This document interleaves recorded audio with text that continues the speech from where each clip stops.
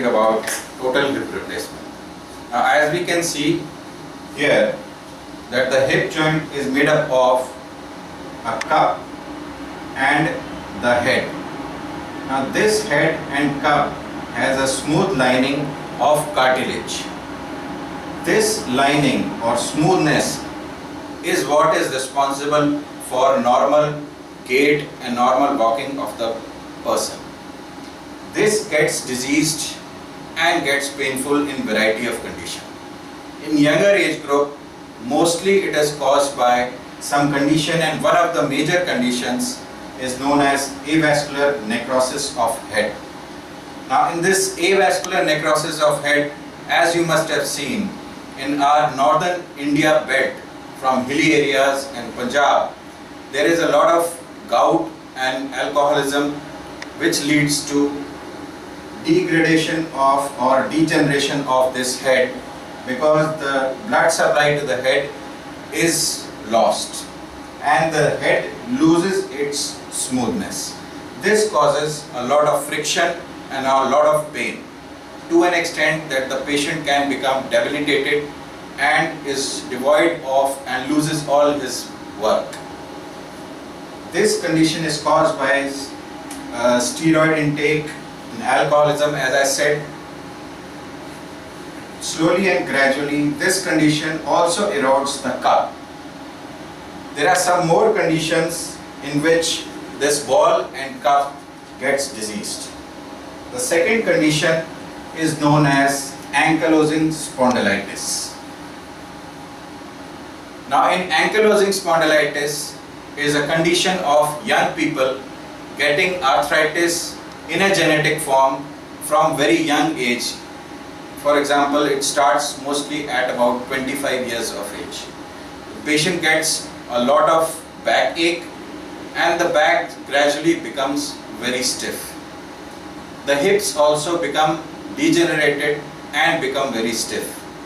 And the patient walks like a, you must have seen it walking like a robot, not having any movement in the hip.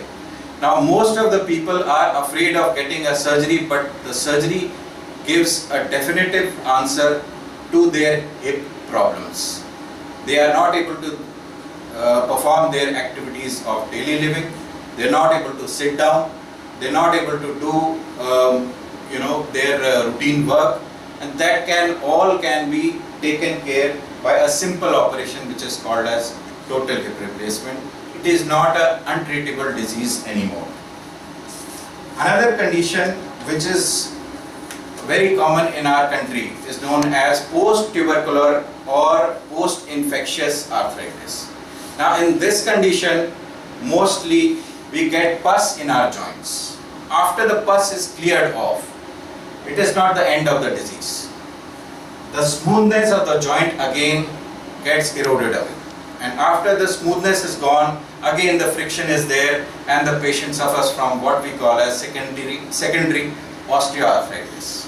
After secondary osteoarthritis, there is pain, and the definitive answer again to that is a total hip replacement surgery.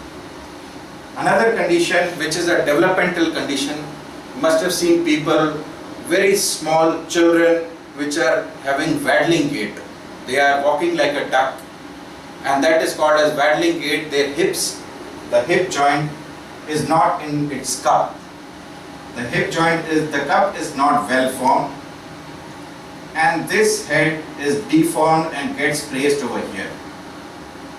Then again, what we do is, the only answer to this solution, the solution to this answer is basically giving a total hip replacement when this gets painful in the adulthood.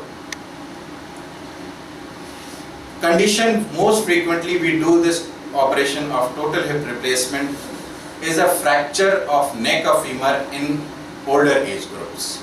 In older age group, the fracture occurs over here, and nowadays in a relatively younger age group in which the patient requires a lot of mobility, we don't just replace the head, we replace the cup also, because nowadays we can have this the life of this implant which we are using is more than 20 years. With ultramolecular or highly cross-linked polyethylene, we can now give a very stable and a long-lasting hip devoid of any complications. Now coming on to the do's. So the procedure which we do is called total hip replacement. Total hip replacement means we replace the cup and we replace the head, right? So it's not like a metal thing which is a robotic thing which is implanted over here. No, it is not like that. It is a cup which is placed and secured with probably screws or cement, right? And head is replaced by a small metallic head with a stem inside, right? And this whole thing is lined by a liner. Now advances are there in which this head is of a better quality.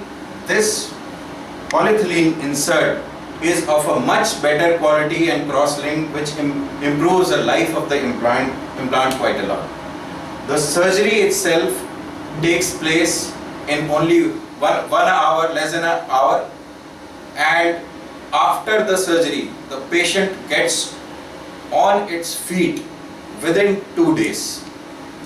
If the patient is good enough or can tolerate the surgery well, we have seen patients getting up within 24 hours of the surgery. The surgery is usually done in spinal anesthesia, in which there is a small needle stick on the back, and after that the pain is not there, patient is awake but not able to feel anything beyond the waist downwards. In 5 days the patient gets discharged.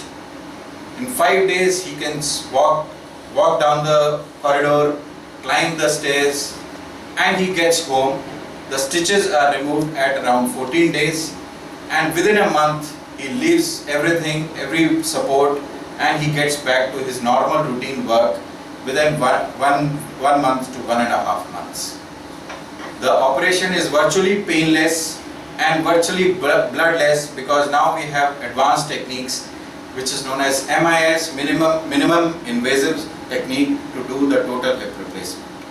This requires a lot less cutting, a lot less splitting or cutting of the muscle, and is and the recovery is very fast.